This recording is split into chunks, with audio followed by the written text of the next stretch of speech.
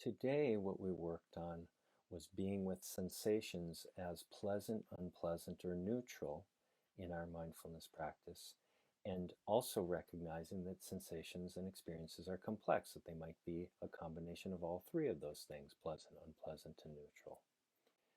But I want to talk a little bit about why that's important.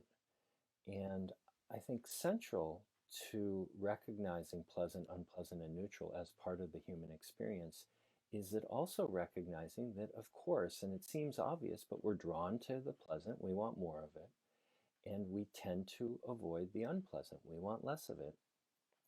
And in the sense, the neutral is almost the most challenging because we're not sure whether we want more of it or less of it. And there's sort of this, uncertainty around that, and that can be distressing in certain ways. And the reason that this is important is recognizing this is what happens when something is unpleasant, but it's healthy and good for us? Or what happens when something's really pleasant, but in too large a quantities, it's not good for us, it's not healthy. Um, and again, I think it's really important to acknowledge that because what if there's a conversation we have to have and we really don't want to have it at work, but we know we need to have it. It's really important to have it. We could spend a decade avoiding that conversation, and that wouldn't be a good thing to do.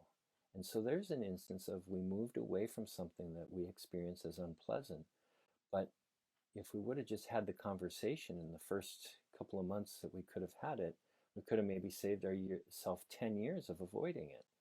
And then the same is true. If we're always going towards the pleasant, we maybe aren't putting ourselves, if we're always picking projects and things that are easy for us and sort of in our wheelhouse, again, that's a good thing to do on a regular basis. And yet, if we always do that, we maybe are missing out on opportunities to grow in new ways and to really sort of fill out the whole sum total of our professional sort of palette.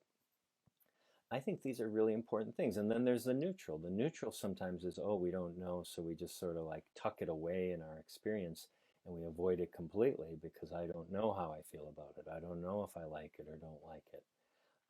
And so being able to be with the neutrals, being able to be in that space of uncertainty, which is where a lot of really good emergent creativity comes out of.